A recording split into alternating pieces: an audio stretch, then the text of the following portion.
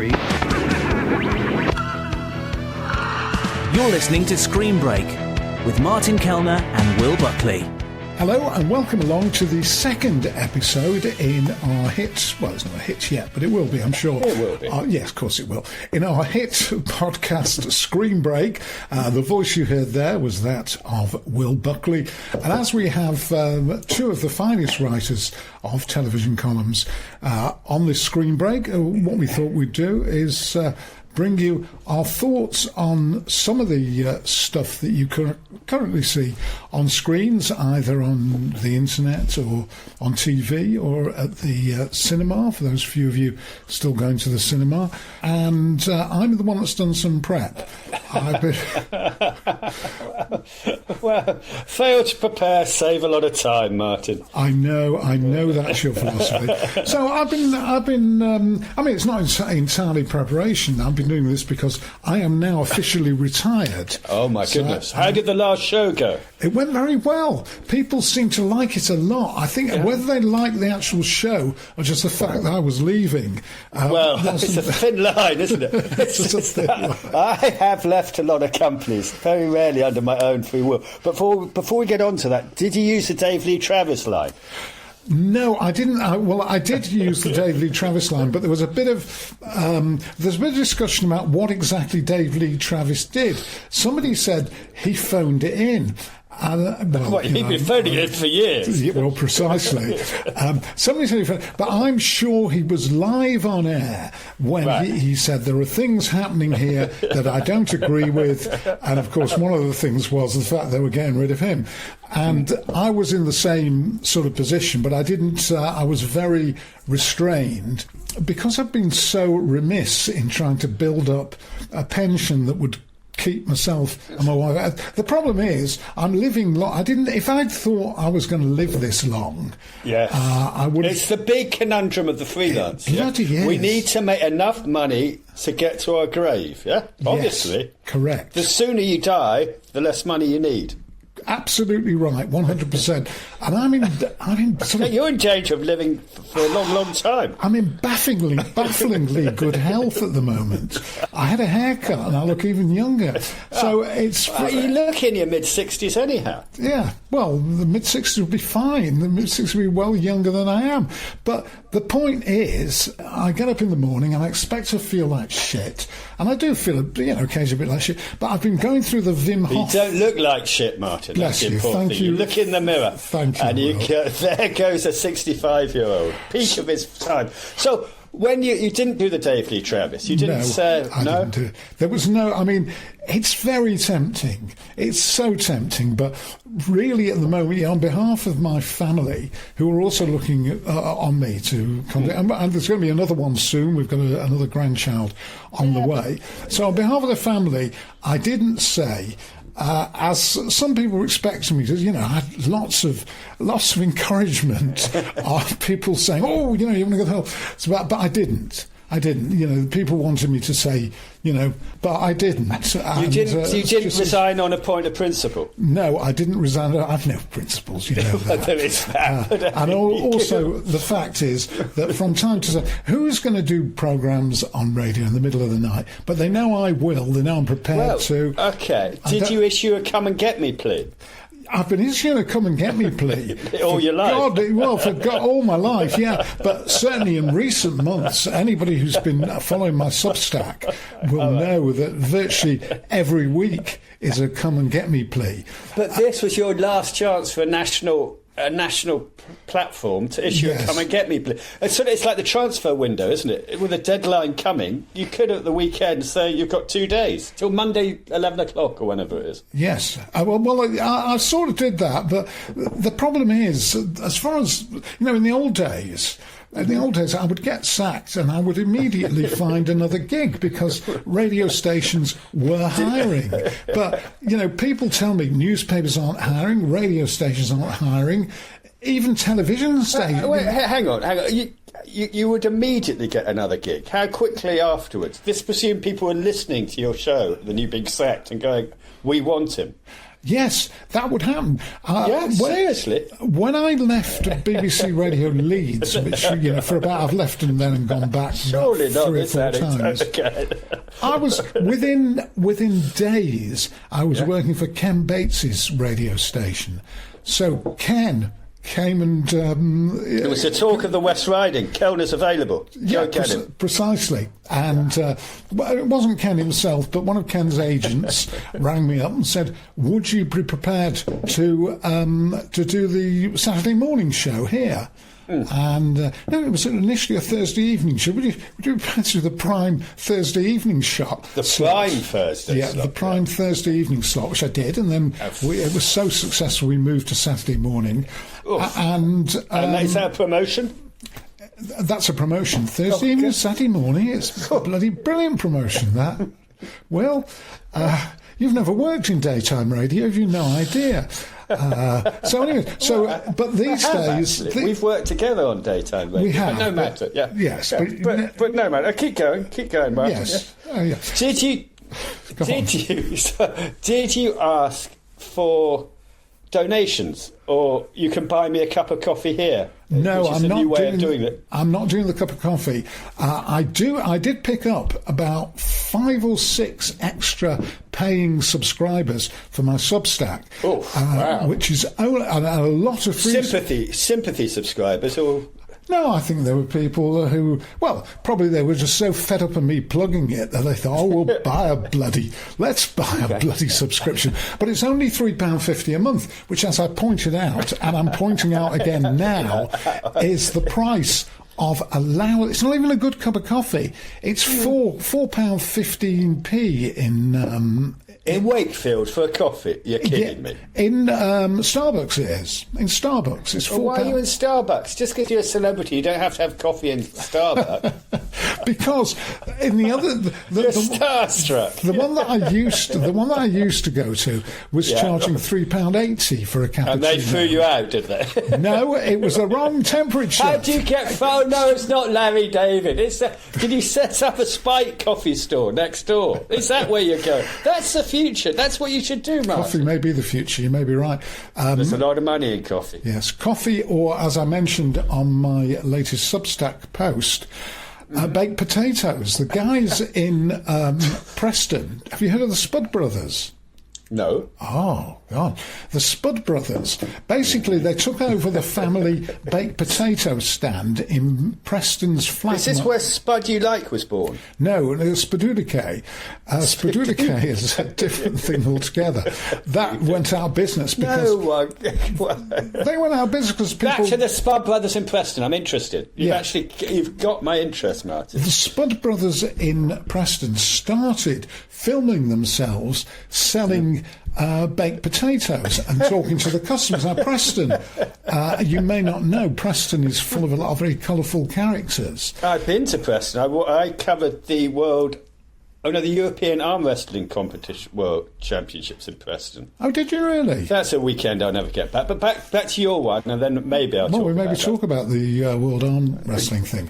But Preston, I have to tell you, is the home of Preston Polytechnic, where my smarter brother graduated from. Did he? I assumed he went to Oxford. No, he went to Preston Polytechnic. How about that? In the days when there were polytechnics. Yeah, and they later upgraded it to the University of Central Lancashire. Of course they did. Dropped the Preston, didn't they?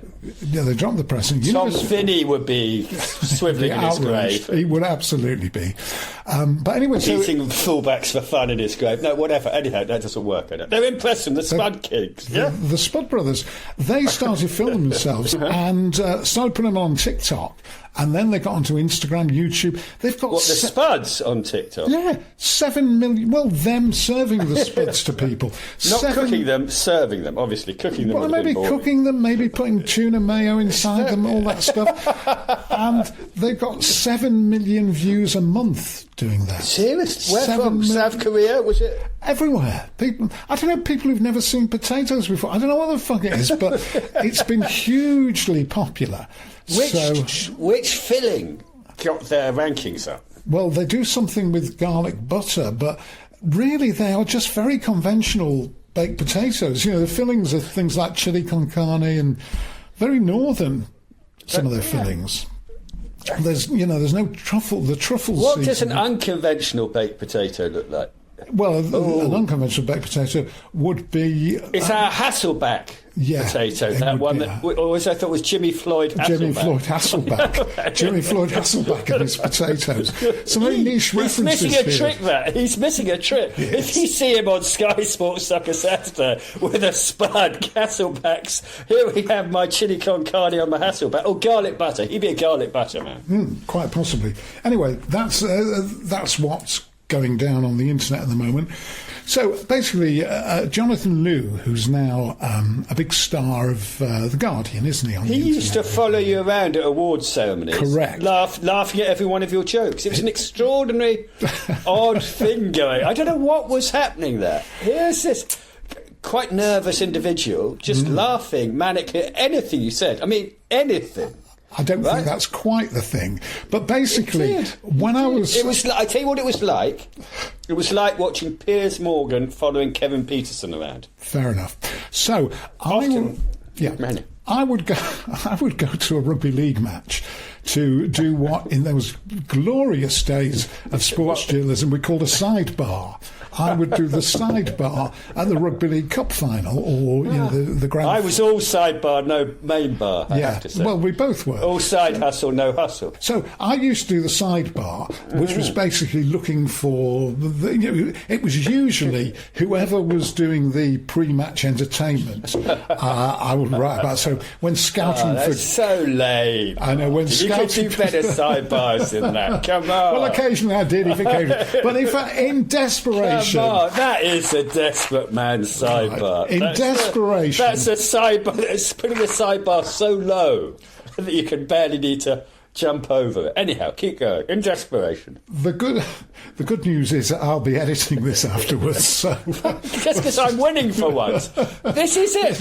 It's a change, isn't it? Normally you say the victors get to write the history, yeah? This one, the editors get to write the history. No one said that. Funnily enough, I was talking to Thomas Pakenham about Neville Chamberlain. Right. To raise the bar of this podcast. And Neville Chamberlain, actually, what do you think about when you think about Neville Chamberlain? Well, obviously you think of appeasement, primarily. You do, yeah. But when he was waving his bit of paper, what he was doing was a bit of trickery to buy the Brits time to build up their armaments. I'd heard that as well, but I think... Have you heard that? I've heard that before. You're quite good on revisionist history, aren't you, Martin? It's one of your little specialist subjects. If you're ever on Mastermind or afternoon quiz shows... If I was on Mastermind, the Nazis would be one of my subjects, possibly. They know a lot about that. I also... Richard Nixon. I'm a big fan of Nixon history. All the shit that went on down there. So I could answer two things about Nixon. One, he was a very good card player. And a classical pianist as well. Was he a classical pianist? Oh, he was a great pianist. Who did he play? Schubert?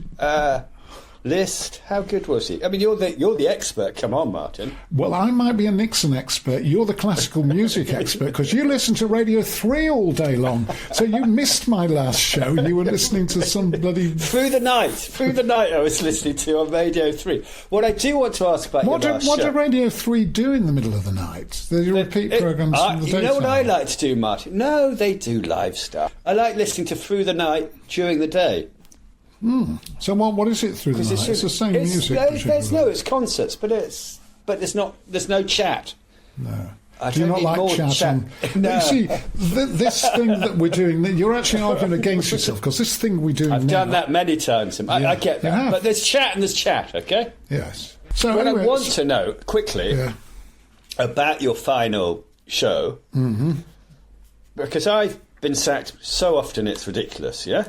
Yeah. But one advantage of being sacked is you get to organise your own leaving collection. Did you do a leaving collection? Can you do that? There was nothing like that. Where's the envelope? The brown envelope? The card? The big card? Those days are gone. Did you go... Those days are gone. Can't you do that? Well, there's a business opportunity, the virtual brown envelope with the card. there is a business opportunity and probably more chance of making money out of that than making money out of this. So, because I used that's to $1 million idea you've come up with. I've just thrown another one away. That's my whole life. So I used to find, having been sacked, the people who were most instrumental in your sacking, which was often the majority of the firm, would be the most generous when you hobbled into the office with the envelope and the card, Not tearful, but just sort of suggesting, would you like to make a contribution? Now, and it's tax-free. If I can make a point here, Will, the thing about radio is you tend not to get what tends to happen is they call you into the office and say you've just done your last show, because when you give somebody on the radio notice and say, your last show, you're in the same position as the manufacturer of Blackpool Rock, who gave the guy putting the letters in the Blackpool Rock 2 weeks' notice and ended up... I can't believe I can see where this is going, Martin, but I still want to hear it. Go on! Ended up with 6.5 miles of rock saying, "Fuck you, you bastard." That's what I was expecting when I asked. Some way. There must be a new way of doing that, isn't there? The interesting thing is, Impossible, with Rick Edwards hosting, followed by Countdown, Colin Murray. Two of the hosts of Five Live's Fighting Talk, one after the other. I was on the original Radio 5 before it became Five Live. I was on the original project, which I did the Tea Time show. Danny Baker did the breakfast show. I did the Tea Time show. Who was between Baker and Kelner?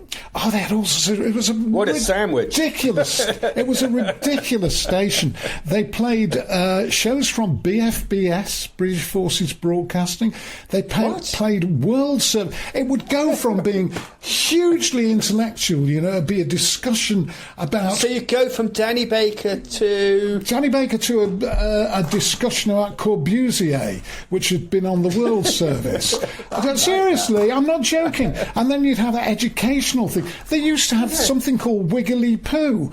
It was something like that, which was children's. But seriously, without a word of a lie, the children in the middle of the day, it would be children's programmes, World Service programmes, all sorts of stuff. And then I came on at 4:15.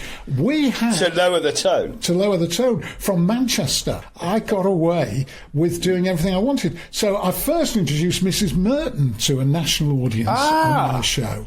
I also had Frank Sidebottom on the show. I did all sorts of stuff, and in the middle of it, they made me. This was the only Funny thing. You should mention Frank Sidebottom, because I was on Facebook. I'm very rarely on Facebook, but I was on it. And Paul Sinner. Do you know Paul Sinner? Of course, I know him very well. Yeah. He posted the billing from 1992 Reading, and the comedians, Frank Sidebottom was topping the comedians' tent.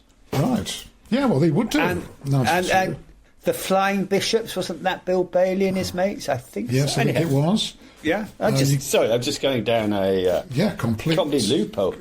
Yeah. It was Mark Hurst.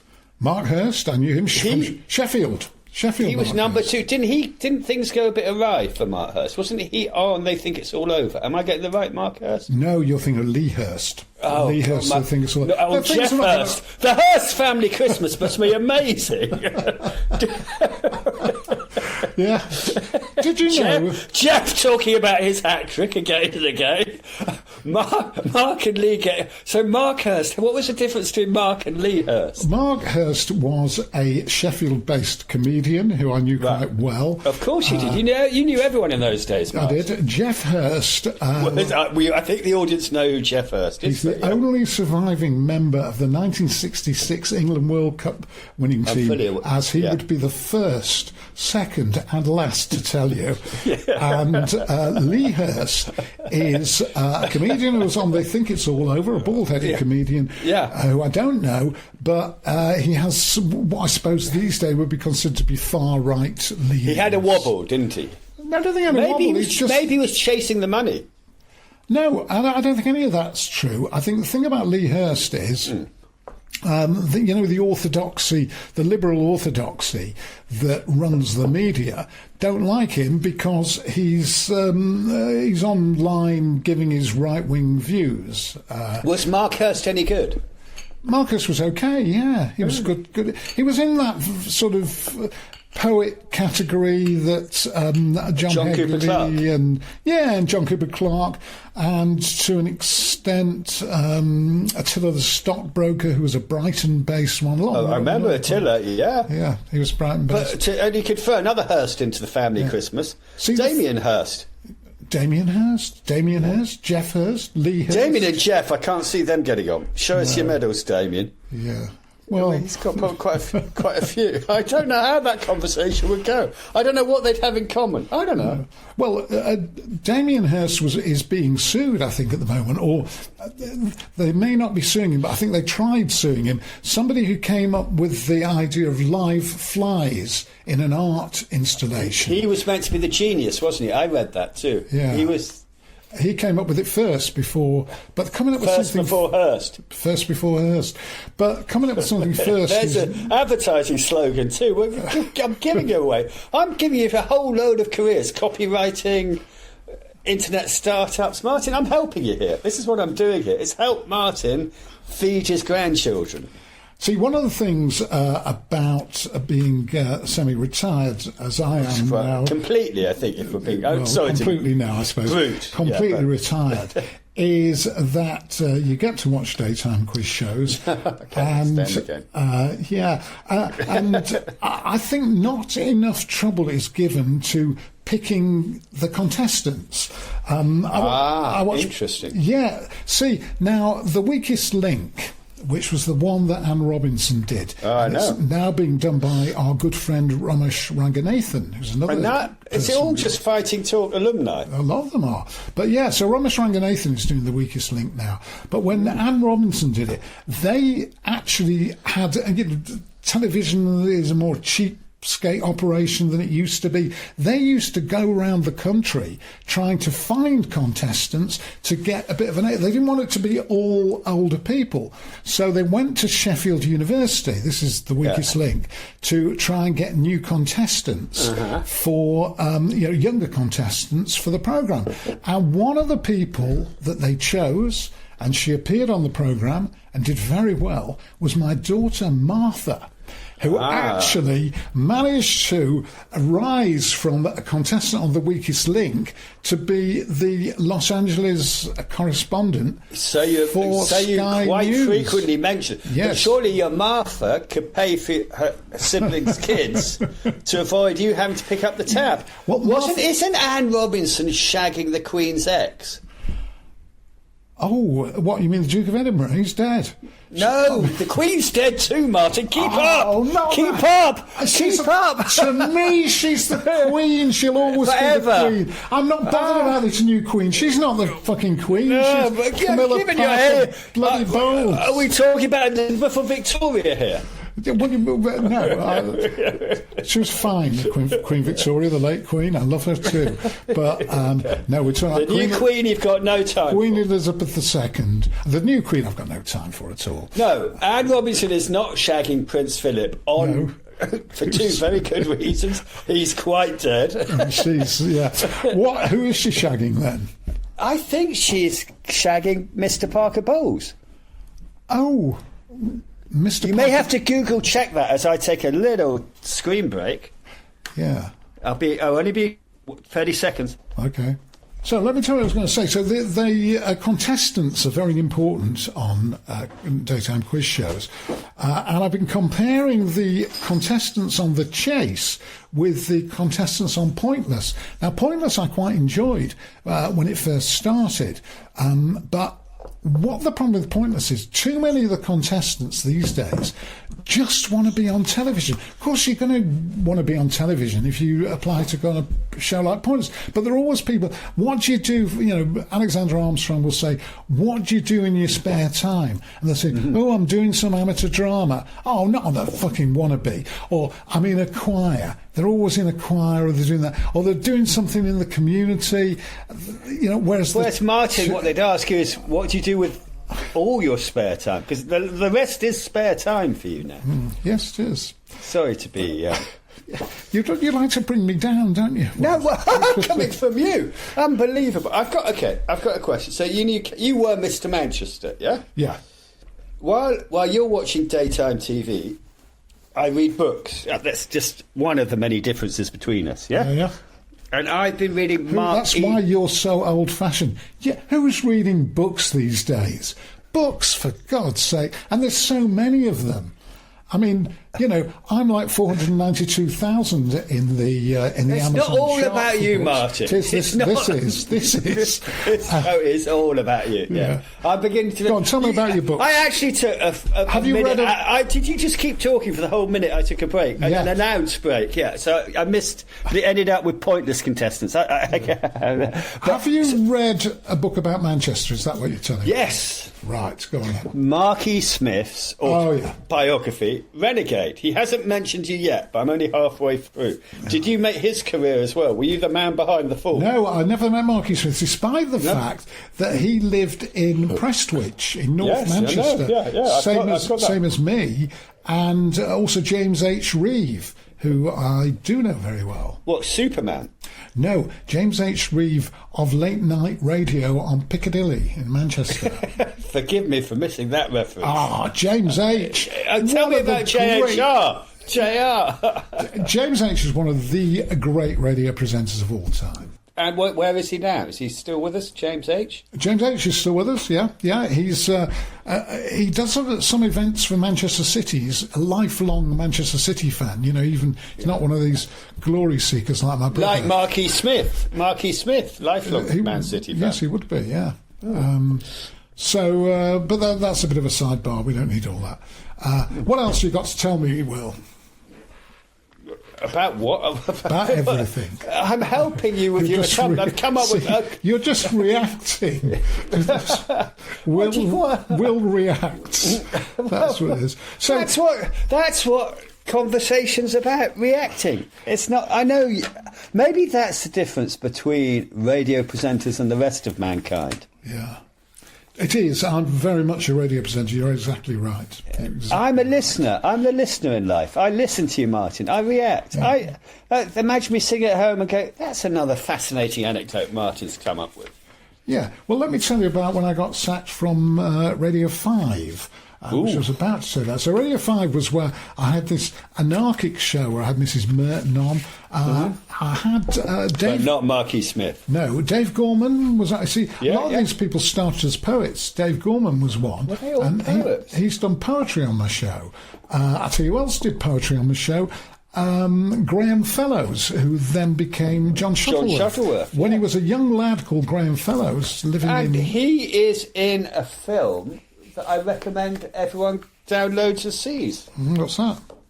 I've got to remember the name, but it'll come to me. Oh, for God's sake, Will. See, this is all research you could have done.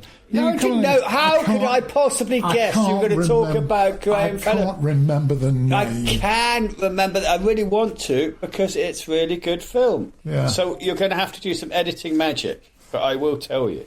It's very funny. And it's. I'll tell you what, look it up on Google now. And we'll pretend you've just remembered it. You see, you're really good at doing two things at once. That's one of your many skills. Well, I'm drinking a cup of coffee at the moment. But yeah, if you put it in, we can edit that in, no problem. And we'll pretend it's just come to you. Chicken Town. Chicken Town. It's very funny. Yeah, well, Chicken Town, was that not a track by John Cooper Clarke? Chicken Town, actually, I think.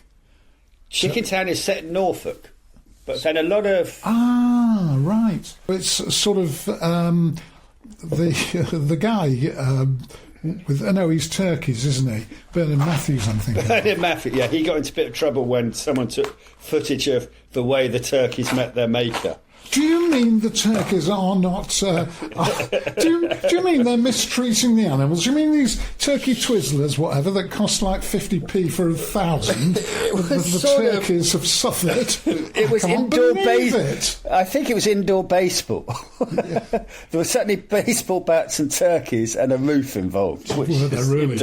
Yes. So tell me about this film Chicken Town with John Shuttleworth, alias Graham Fellows, alias Jilted John. It's set in a town somewhere in Norfolk, rural Norfolk. It's a comedy, but it's charming and funny. I really do recommend it. Who directed it? You know. Do we have to take another 10-minute break while you Google who directed it? Who do you want me to be? I'm not Barry fucking Norman. I'm not. This isn't film.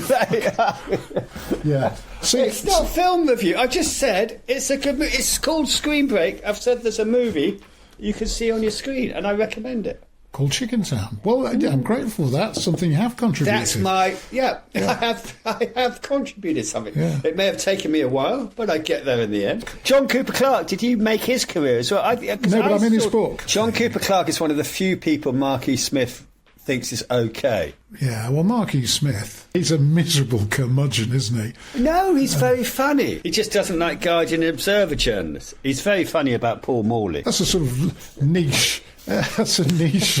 I wouldn't, if he's going out and doing Edinburgh, I wouldn't put that on the bill. Very funny about Paul Morley. However, let me tell you about when I got sacked from Radio 5. Of course. Oh, yes. Which was, they did give me notice. I had about 3 months' notice from there. Aha. So you could have a whole campaign of... Yes. It was the... Dave Lee Travis, I still don't agree with what's going on. I've still got things to talk about with what's going on at this station. And if you want to buy me a cup of coffee, hit this link. Anyway, Frank Mansfield, who was in charge of it, gave me some sort of... I got a planner. Now I had nothing to plan. They gave me a digital planner, which was, in 1991 or whatever it was. There wasn't any digits to digit. What the hell did you... Anyway, what... Let's not go into technology, but they gave me some technological device that I could plan things when I had nothing to plan.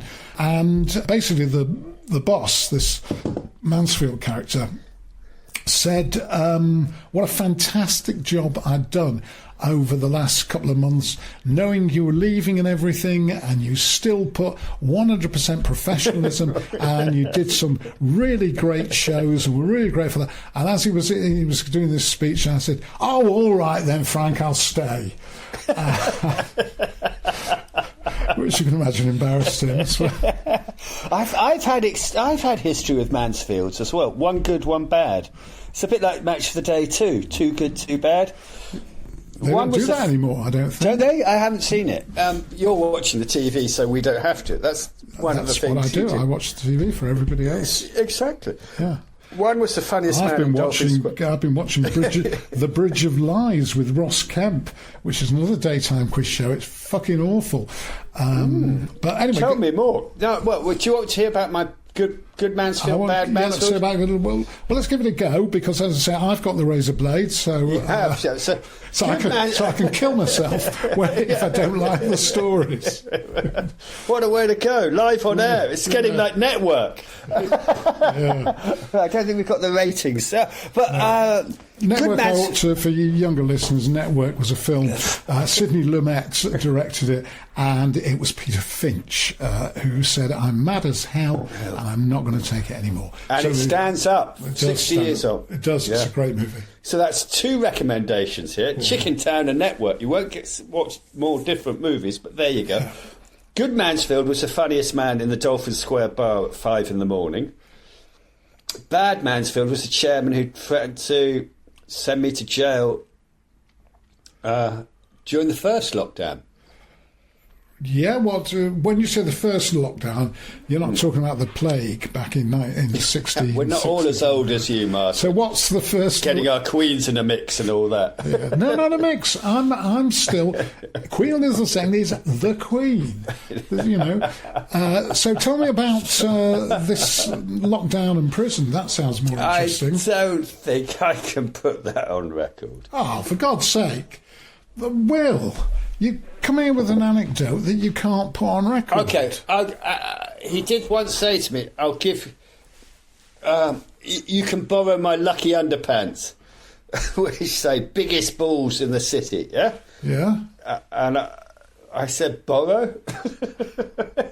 I don't really want to give a pair. No, I think we'll leave that one. We're not doing big bad, good Mansfield, bad Mansfield. We're almost... We could do good Mansfield, bad Mansfield is the football ground furthest away from a railway station in the whole of the UK. I knew that fact because I have presented programmes on Mansfield 103.2. When was that was that the high point of your career? No, that was basically I was between jobs. I was surely, as you are now, you're between.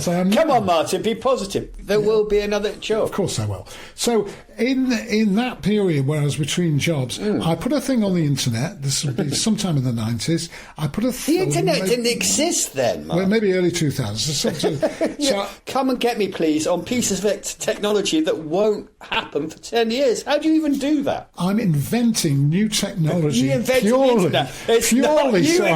Martin Kelner invented the internet. Wow. Yes. I never knew that. All these years I've known you, and I didn't know you invented the internet. Yeah. Jesus. And I knew you were bright. Yeah, thank you. I put a come and get me plea out on the internet saying I would do a radio show for free just to keep my radio chops going. You even invented podcasting. 103.2. I did invent podcasting as it happens. Myself and Edouard Lepaglier used to do the Piss Poor podcast, and we actually got money for it because we charged people through PayPal. You know, this is long before... You not only invented it, you monetised it. You're Zuckerberg. Yeah. Long before it was, buy me a cup of coffee, buy me a cup of... You may be living on those coffees, Martin. Don't shoot yourself in the foot. Basically, I put out this come and get me plea and say I would do a show for free just to keep my hand in. Mansfield 103.2 leapt at the idea of a free radio presenter. So I said, as long as you let me say what I want and play what I want. It was great, you know. What show did they give you? Saturday night, late night. That's where I belong, late night on a Saturday. So you didn't get, even on Mansfield 103.2, am I getting it right? You didn't get the breakfast show? I don't want the breakfast show. I've done the breakfast show. I did the breakfast show in Leeds for a long time, with both commercial and BBC. I'm not that keen on that. I don't mind doing it, but I'm not. When do you think you're at your best as a broadcaster? I mean, you are the broadcasting radio legend. Do you know what? I think the stuff that I've liked the most has been what I've been doing in the middle of the night on Talk Sport. Quite seriously. I've absolutely... That's why, you know... I'm sorry to joke about it then, because this must be quite a loss. This was you in your prime. Yeah, I think so. Mid-60s, in your favourite slot, 3 in the morning. Yeah. Well, it's not my favourite slot. Late night would be... My favourite slot would be sort of 10 p.m. till 2 a.m., which is where I sort of started in radio. Yeah. But... I like what I'm doing now because I think there's a maturity and also wisdom. I think that's wisdom. There's a bit of wisdom, and I also got more stories now. So, but when you were doing your favourite slot, 10, when you were in the zone, your zone, the Twilight Zone, 10 a.m. to 2. Do you know what? When I was in the Twilight Zone, I woke up in the morning and everybody was dead.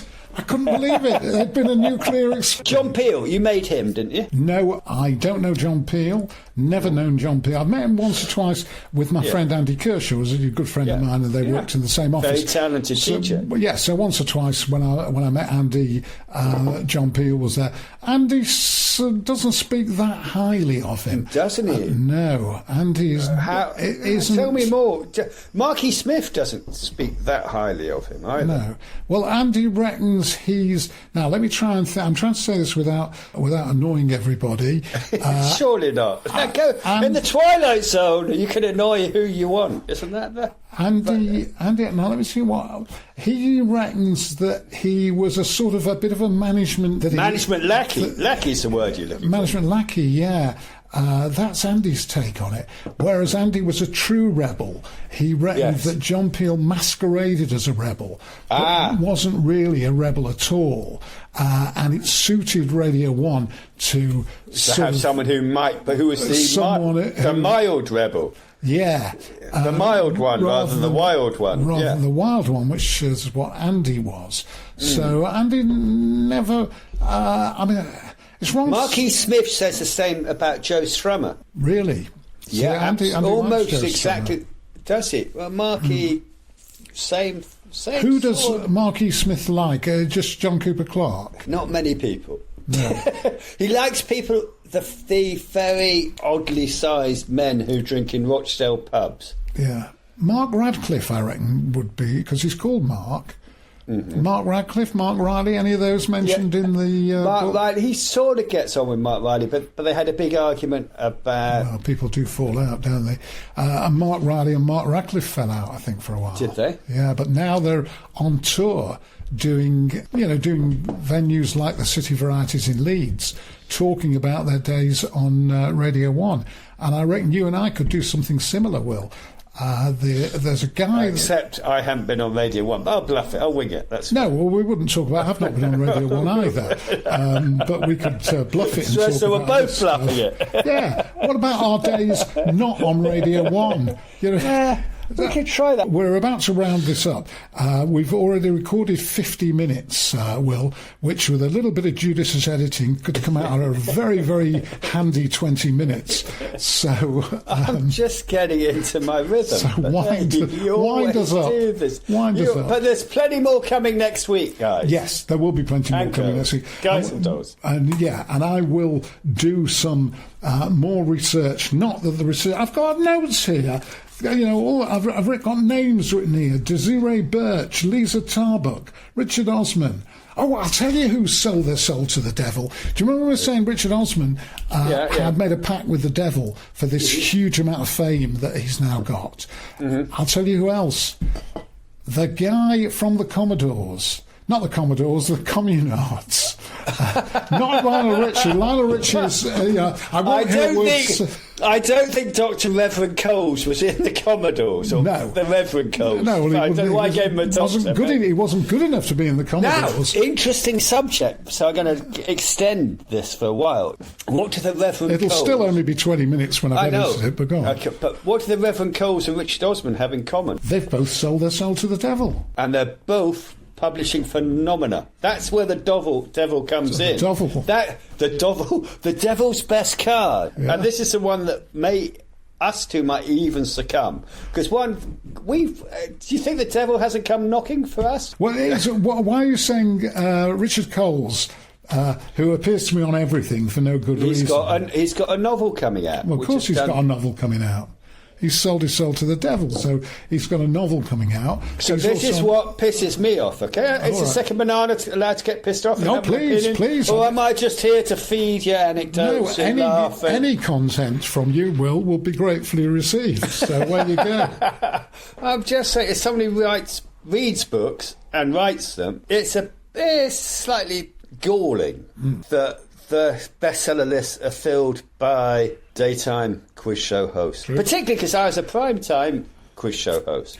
You were. Quiz Bowl. Somebody referenced it on the internet. Oh, God, no. Oh, no, where are we going? Every now and then you get a mention. Oh, no, Martin. No. Well, as always, it's been a pleasure presenting Screen Break with you. There was less screen than I wanted. There's a lot of screen. We had Barry Norman, we had Chicken Town, we had... Yeah, fair enough. There was less Network. Yeah, but still, there was less screen than I wanted. But it's a work in progress. We're only on episode 2. So more break, less screen. Okay. Yeah. But from now on, more screen, less break. Yeah, precisely. You're getting the idea. But as this is only episode 2, and you were very funny as always, Will, it's going to be a pleasure to do episode 3 next week. You've been listening to Screen Break with Martin Kelner and Will Buckley. Leave Martin and Will a review or rating, and please subscribe wherever you get your podcasts. You can use the hashtag ScreenBreak to talk about the show on socials, and for exclusive content, head to martinkelner.substack.com. I'm not Barry fucking Norman.